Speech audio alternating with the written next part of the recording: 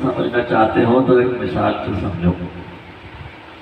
وہ یہ کہ ہم نے آسمان سے پانی اتارا، مہ برسایا، کما ان انزلناہ من السماء۔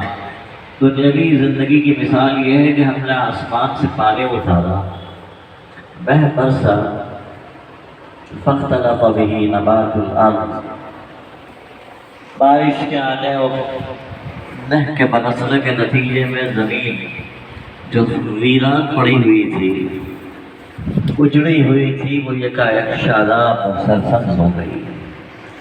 سبزے آپس میں ایک دوسرے سے گھس گئے، گھنے ہو گئے۔ فاصبح حشیما تذروه الرياح، سبزے یقیناً ہرے بھرے شاداب ہو گئے، لیکن ایک وقت ایسا آیا جب موسم بدلا، برسات کا موسم بیت گیا، تو پھر دیکھنے والوں نے دیکھا کہ دھوپ کی تمازت اور گرم ہواؤں کی بنا پر وہ سبزے خشک ہو گئے، ان کی شادابی کی ہریالی جاتی رہی۔ وَكَانَ اللَّهُ عَلَىٰ كُلِّ شَيْءٍ مُقْتَدِرًا، اللہ کو اسی طرح قدرت ہے کسی چیز کو شاداب اور سرسبز بنانے کی، اور یہ اسی طرح قدرت ہے اس کو فنا کرنے کی۔ تمہاری زندگی کی مثال بھی یہی ہے، ہم نے حیات کا پانی برسایا، تم جی اٹھے،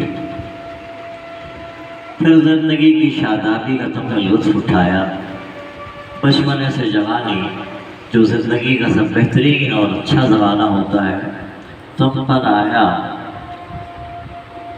اور پھر اس جوانی کے بعد بڑھاپے کا زمانہ آیا۔ چوتھا کوئی زمانہ نہیں جو آ کے نہ جائے وہ بڑھاپا دیکھا، جو جا کے نہ آئے وہ جوانی دیکھی۔ یہ ہے تمہاری زندگی کی حقیقت۔ جیسے ہم بارش کے ذریعے سبزوں کو شاداب کرتے ہیں، ان کو زندگی عطا کرتے ہیں، اور پھر ایک وقت ایسا آتا ہے کہ لو کے ذریعے، گرم ہواؤں کے ذریعے وہ ریزہ ریزہ خشک ہو کر بکھر جاتی ہے۔ آپ غور کیجئے، بچپنے کے بعد جوانی، جوانی کے بعد ضعیفی، یہ سب مراحل ہیں زندگی کے۔ چوتھا کوئی مرحلہ نہیں آتا تیسرے مرحلے کے بعد۔ ہمارے درمیان قاری شمس الحق صاحب مدرسے میں مدتوں قرأت پڑھاتے رہے۔ ابھی خبر ملی کہ ان کے والد بزرگوار کا انتقال ہو گیا۔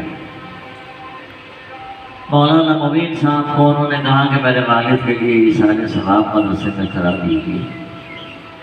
اس لیے اچانک یہ آیت مجھے یاد آئی، ایصال ثواب آپ ضرور کریں، اور حق ہے ہر دنیا سے جانے والے کا کہ ان کے لیے ایصال ثواب اور دعائے مغفرت کا اہتمام کیا جائے۔ آپ کے لیے زیادہ آسان ہے، اس لیے کہ آپ کا اشتغال، آپ کا رابطہ قرآن سے ہے، اور قرآن بحیثیت مجموعی اللہ کی وہ کتاب ہے جس کے واسطے سے نہ جانے کتنے لوگ بخشے جاتے ہیں۔ حدیث میں آتا ہے کہ من قرأ القرآن فاستظهره فأحل حلاله وحرم حرامه وادخله الله الجنة وشفعه في عشرة من أهل بيت كلهم قد وجبت له النار۔ حافظ قرآن کو اللہ تعالیٰ طرف فرمائیں گے میدان محشر میں، من قرأ القرآن فاستظهره فأحل حلاله، وہ حافظ قرآن جس نے حلال و حرام میں فرق کیا ہو، حرام سے بچتا رہا ہو، حلال چیزوں کی طرف اس نے رغبت اور سبقت کی ہو، ادخلہ اللہ الجنہ، اللہ تعالیٰ اس کے لیے جنت کا فیصلہ فرمائے گے، اور اس کو یہ اختیار دیں گے وشفعہ فی عشرة من اہل بیت کلہم قد وجبت لہ النار۔ تم اپنے اہل خانہ میں سے 10 ایسے آدمیوں کو، اپنے اہل خاندان سے ایسے 10 آدمیوں کو منتخب کر کے لاؤ جن پر ہم نے جہنم واجب کر دی ہے غلطیوں اور خطاؤں کی بنا پر۔ وَشَفَّعَهُ فِي عَشْرَةٍ مِّنْ أَهْلِ بَيْتٍ، ان کی شفاعت طلب کرو، مجھ سے میں معاف کر دوں گا۔ اور تمہارے ساتھ انہیں بھی داخل جنت کیا جائے گا۔ تو آدمی کا ایک تو گھر ہوتا ہے جس کو ہم کہتے ہیں خاندان اور گھر، دوسرا ایک گھر اور ہوتا ہے جس کے ذریعے انسان ہدایت کے راستے کو پہچانتا اور جانتا ہے۔ جیسے اساتذہ ہیں، ان کی محنت، ان کی توجہ سے انسان قرآن حکیم پڑھنے پڑھانے کے قابل ہوتا ہے، وہ بھی بہرحال اہل بیت ہی میں شامل ہے۔ تو ان کے لیے دعا کرو، شفاعت طلب کرو، کلہم قد وجبتہم النار، میں ان کو معاف کر دوں گا۔ شفاعت ان کے لیے بھی ہے تمہاری طرف سے۔ خود حافظ قرآن کے لیے تو میں نے بتا ہی دیا کہ پہلے اللہ تعالیٰ اس کو خود فرمائیں گے ادخلہ اللہ الجنہ، گویا پہلا پاسپورٹ تو جنت کا اس کے پاس ہوگا۔